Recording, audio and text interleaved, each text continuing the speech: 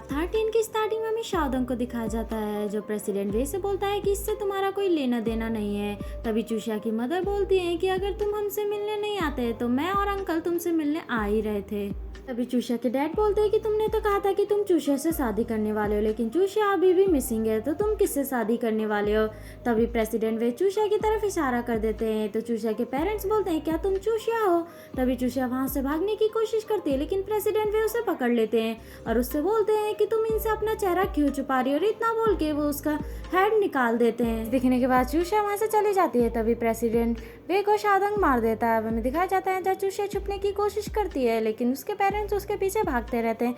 वहीं दूसरी तरफ हमें प्रेसिडेंट वे और शाओदंग को दिखाया जाता है जहाँ शाओदंग प्रेसिडेंट वे से बोलते हैं कि चूषा ने तुम्हें मना कर दिया तो तुम ऐसी ट्रिक यूज कर रहे हो। प्रेसिडेंट वे बोलते हैं कि इस दुनिया में चूषा के पेरेंट्स के अलावा एक मैं ही हूँ जो उसे बहुत अच्छे से जानता हूँ, और तुम उसका चेहरा क्यों छुपा रहे थे, उसे क्यों नहीं दिखाने दे रहे थे, और तुम ऐसा क्या सीक्रेट छुपा रहे हो। तो शाओदंग बोलता है कि चूषा से दूर रहो और इससे तुम्हारा कोई लेना देना नहीं है, और इतना बोल के शाओदंग वहाँ से चला जाता है। वहीं दूसरी तरफ हमें चूषा और चूषा के पेरेंट्स दिखाए जाते हैं जो चूषा से बोल रहे होते हैं कि हमसे शायद गलती हो गई है कि तुम हमारी बेटी नहीं हो जब तुम हमें पहचान ही नहीं पा रही हो। दूसरी तरफ चूषा अपने पेरेंट्स की बातें सुन रही होती हैं। तभी चूषा के डैड चूषा के मॉम से बोलते हैं कि हमें घर जाना चाहिए, अगर उसे घर वापस आना होगा तो वो आ जाएगी। तभी वहाँ शाओदंग आ जाता है तो चूषा के डैड शाओदंग से बोलते हैं कि उसका ध्यान रखना, शायद वो अपने पेरेंट्स की बहुत ही प्यारी बच्ची थी, और इतना बोल के चूषा के पेरेंट्स वहाँ से चले जाते हैं। तभी शाओदंग चूषा के पास आता है और उसे अपना हाथ देने लगता है। अब हमें चूषा कार में दिखाई जाती है जहाँ वो कुछ सोच रही होती है। तभी शाओदंग उससे बोलता है कि क्या बात है, तुम कुछ ज्यादा ही टेंशन में लग रही हो। चूषा बोलती है कि ये सब मेरे साथ क्यों हो रहा है, मैं तो एक नॉर्मल इंसान की तरह अपनी लाइफ जीना चाहती हूँ और अपने पेरेंट्स के साथ रहना चाहती हूँ, और ये जो भी कुछ हो रहा है मैं ऐसा तो कुछ भी नहीं चाहती थी, मैं बस अपने पेरेंट्स को देखना चाहती थी, मैं उन्हें सच बताना चाहती हूँ कि मैं वापिस आ चुकी हूँ, अब मैं मरी नहीं हूँ। अब हमें चूषा और शाओदंग चूषा के घर में दिखाए जाते हैं जहाँ शाओदंग चूषा के पेरेंट्स को बता रहा होता है कि वो अपनी मेमोरी खो चुकी है, इसलिए मैं उसकी मेमोरी ढूंढने में उसकी हेल्प कर रहा हूँ, मैं उसकी प्रॉब्लम जल्द से जल्द सॉल्व करना चाहता हूँ। तो चूषा की मॉम बोलती है कि मैं तुम्हारी कैसी हेल्प कर सकती हूँ। तो शाओदंग बोलता है वैसे मैं और चूषा यहाँ कभी कभी आया करते थे, लेकिन मुझे कुछ भी उसकी पास्ट की मेमोरी से रिलेटेड नहीं मिला। चूषा के डैड बोलते हैं अगर वो यहाँ आ जाए तो हम उसे धीरे धीरे सारी बातें बता सकते हैं, लेकिन वो हमें पहचान ही नहीं पा रही, तो ऐसा नहीं लगता कि ये आइडिया काम भी करेगा।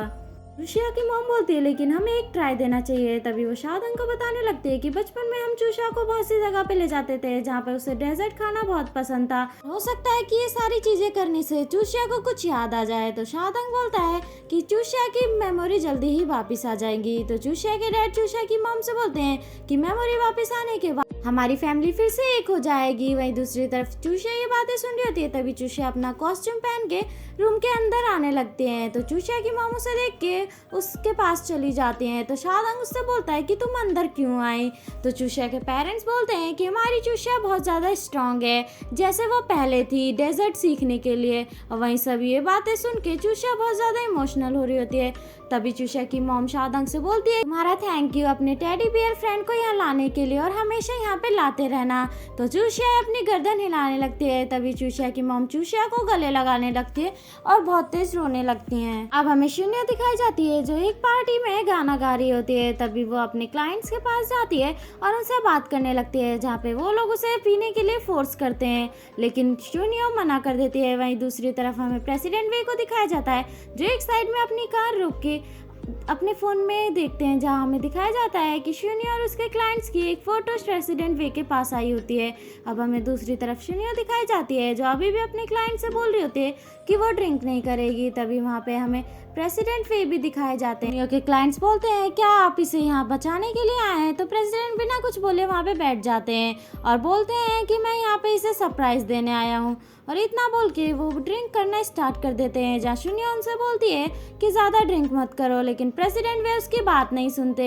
अब हमें शून्य और प्रेसिडेंट वे कार के पास दिखाए जाते हैं जहाँ शून्य प्रेसिडेंट से बोलती है कि तुम कार नहीं चला सकते, तुमने बहुत ज़्यादा ड्रिंक करी है। तो प्रेसिडेंट वे बोलते हैं कि किसने कहा कि मैं ड्राइव करने वाला हूँ, और इतना बोल के वो शून्य को चाबी दे देते हैं। तो शुनियो बोलती है क्या तुम मेरे लिए यहाँ पे आए थे? तो प्रेसिडेंट वे बोलते हैं कि तुम साइबरटेक की इमेज हो और मैं साइबरटेक के साथ कोई भी नुकसान नहीं झेल सकता। शुनियो बोलती है कि तुम्हारे वर्ड से ऐसा नहीं लगता। तो प्रेसिडेंट वे बोलते हैं कि ऐसा कुछ नहीं है। तो शुनियो बोलती है कि तुम एडमिट करने से घबराते हो और तुम मुझे पसंद करते हो, ये तुम भी जानते हो। इतना सुनते ही प्रेसिडेंट वे शुनियो को किस कर लेते हैं। अब हमें चूषा घर में दिखाई जाती है जहाँ शाओदंग भी आ जाता है। तभी शाओदंग चूषा से बोलता है कि प्रोफेसर चेन ने तुम्हारे लिए रिस्ट बैंड भिजवाई है, अब तुम्हें मेरे साथ कंपनी जाने की कोई जरूरत नहीं है। और इतना बोल के वो चूषा को वो देने लगता है। तभी चूषा बोलती है कि अब मुझे तुम्हारे साथ कहीं जाना भी नहीं पड़ेगा। अभी शाओदंग बोलता है कि मेरे पास एक प्लान है। तभी शाओदंग के पास ब्रदर सुई का मैसेज आता है। तो शाओदंग बोलता है कि मुझे इंपॉर्टेंट काम आ गया है और इतना बोल के वो फिर से प्लान दिखाने लगता है। तो चूषा बोलते है कि तुम्हें अपने काम के लिए लेट नहीं करना चाहिए और तुम्हें यहाँ से जाना चाहिए। ना सुनते ही शाओदंग वहाँ से चला जाता है। अब हमें कंपनी का सीन दिखाया जाता है जहाँ पे हमें शाओदंग और ब्रदर सुई को दिखाया जाता है, जहाँ ब्रदर सुई शाओदंग को बता रहे होते हैं कि मेन फ्रेम रूम ठीक हो रहा है, तुम वहाँ इजीली जा सकते हो। इतना सुनते ही शाओदंग वहाँ से जाने लगता है। तो ब्रदर सुई बोलते हैं कि तुम ऐसे नहीं जा सकते, मैंने तुम्हें बताया नहीं था कि वहाँ पे सिर्फ एक्सपर्ट जा सकते हैं और वैसे मैं तुम्हें बताना चाहता हूँ कि वहाँ पे जाने के लिए मैं भी क्वालिफाई नहीं हूँ। तो शाओदंग बोलता है कि क्या आप भी क्वालिफाई नहीं है, तो आपने मुझे यहाँ पे क्यों बुलाया?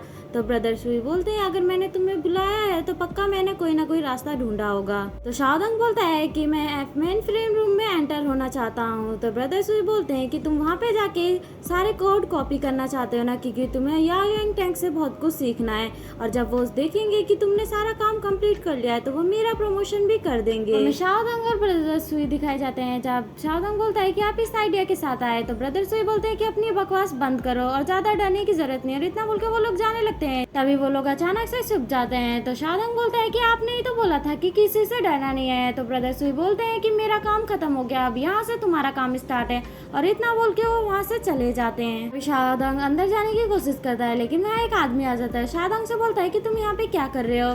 तो शाओदंग बोलता है कि आपने तो मुझे अपनी हेल्प के लिए बुलाया था, अगर कोई काम नहीं है तो मैं चला जाता हूँ। तभी वो आदमी शाओदंग को रोक देता है, उससे बोलता है कि तुम जाके काम कर सकते हो। तभी शाओदंग हर एक रूम की तरफ जाने लगता है जहाँ उससे कोई भी रूम नहीं खुलता। आखिर में शाओदंग से एक गेट खुल जाता है। तो शाओदंग उस रूम के अंदर जाता है और वहाँ का सारा डेटा कॉपी कर लेता है। अब हमें चूषिया अपने घर में दिखाई जाती है जहाँ वह ट्यूरिंग से बात कर रही होती है। तभी चूषिया ट्यूरिंग से बोलती है क्या प्रेसिडेंट वे सच में मेरे 10 साल पहले बॉयफ्रेंड थे? तो ट्यूरिंग बोलती है हाँ। तभी चूषिया ट्यूरिंग से बोलती है कि मैं प्रेसिडेंट वे के साथ एक रेस्टोरेंट में गई थी जहाँ मैं 10 साल पहले जाना चाहती थी, तो तुम मेरे बारे में पता लगाओ कि वो रेस्टोरेंट कैसा था। तो ट्यूरिंग बोलती है कि 10 साल पहले ऐसा कोई रेस्टोरेंट बना ही नहीं था। तो चूषिया उसकी ये बात सुन के थोड़ी शॉक्ड हो जाती है और बोलती है कि प्रेसिडेंट वे ने मुझसे झूठ क्यों बोला। अब हमें प्रेसिडेंट वे दिखाए जाते हैं जिसके पास डायरेक्टर जाओ का मैसेज आया होता है कि हमारे कंपनी का सर्वर हैक्ड हो चुका है। ऐसा लगता है कि 10 साल पहले जो हुआ था कोई उसे ढूंढने की कोशिश कर रहा है। तो प्रेसिडेंट वे मैसेज में लिखते हैं कि ऐसा हो ही नहीं सकता, कोई भी इजिली फाइंड नहीं कर सकता। अभी वहाँ पे शिन्यो आ जाती है लेकिन प्रेसिडेंट वे उसकी बात नहीं सुनते हैं। तो शिन्यो प्रेसिडेंट वे के पास जाने लगती है और उसे बोलने लगती है कि तुम क्या देख रहे हो। उसकी आवाज़ सुनते ही प्रेसिडेंट वे अपना फ़ोन छुपा लेते हैं और शिन्यो से बोलते हैं कि हम एक रिलेशनशिप में हैं लेकिन हमारे बीच कुछ बाउंड्रीज है जो तुम्हें क्रॉस नहीं करनी चाहिए। अब हमें शाओदंग दिखाया जाता है जो कंपनी में होता है। तभी वो देखता है कि बहुत से एम्प्लॉयज एक बॉक्स लेके जा रहे होते हैं। तभी वहाँ पे लियांग आ जाता है तो शाओदंग उसे रोक देता है। तो लियांग बोलता है कि मुझे खुशी हुई तुम्हें देख के, इसका मतलब ये है कि मैं लास्ट पर्सन नहीं बचा हूँ जो लेट हुआ हूँ, तुम भी मेरे साथ यहाँ हो।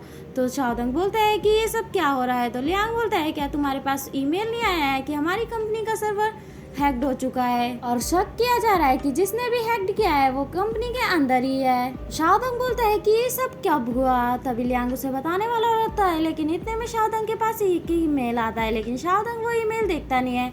अब हमें ब्रदर्स भी दिखाए जाते हैं जो अपने डायरेक्टर से बात कर रहे होते हैं, जहाँ उनके डायरेक्टर बता रहे होते हैं कि आपके ही डिपार्टमेंट से किसी ने किया होगा क्योंकि आपके ही डिपार्टमेंट में बहुत से हाई टेक्नोलॉजी वाले एक्सपर्ट्स हैं। हमारी कंपनी का सर्वर हैक्ड हुआ है तो हमने मिस्टर जाओ का भी कंप्यूटर चेक किया है, तो हम आप सबका भी करना चाहते हैं और साथ के साथ आपके हार्ड ड्राइव्स भी।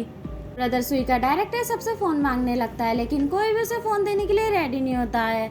तो ब्रदर सुई डायरेक्टर से कुछ बोलने वाले होते हैं, इतने में शाओदंग अपनी पॉकेट से फ़ोन निकालता है और वहाँ पे रख के चला जाता है। उसके जाने के बाद ब्रदर सुई सबसे कहते हैं कि हमें भी इनके साथ कोऑपरेट करना चाहिए और तुम सब लोग अपने अपने फ़ोन यहाँ पे रख दो। और इतना बोल के सब अपने फ़ोन वहाँ पे रखने लगते हैं।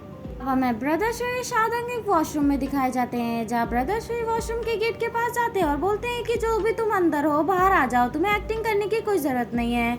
और वो इतना बोल के गेट को धक्का देने लगते हैं, तो शादंग बोलता है कि आपको वो गेट खींचने की ज़रूरत है। ब्रदर शुई वो गेट खींचते हैं, जहाँ वो वॉशरूम का गेट खुल जाता है। तभी ब्रदर शुई शादंग से बोलते हैं कि उन्हें हमारे बारे में पता चल जाएगा, तो तुम मुझे सच बताओ, क्या तुमने उसमें से कुछ इंपॉर्टेंट लिया है? तो शादंग बोलता है कि ऐसे कैसे पॉसिबल है, अगर मैं उसे टच भी करता हूँ तो वहाँ पे अलार्म बज जाएगा। वहाँ के सोर्स कोड ज़्यादा ही इम्प्रेसिव थे। तो उसकी बात सुन के ब्रदर शुई हंसने लगते हैं और बोलते हैं अगर उन्हें तुम्हारे बारे में भी पता चल गया तो उन्हें मेरे बारे में भी पता चल जाएगा, और मेरा अभी प्रमोशन हुआ है, तो तुम्हें इसकी गारंटी लेनी पड़ेगी कि मेरे साथ कुछ भी ना हो। तो शादंग बोलता है कि आप टेंशन मत लीजिए, वहाँ पे मैंने ट्रैकिंग डिवाइस तोड़ दिए, वो चाह के भी मेरा डिवाइस ट्रैक नहीं कर सकते। यहीं पे हमारा पार्ट खत्म हो जाता है। तो मिलते हैं नेक्स्ट पार्ट में, जब तक के लिए बाय।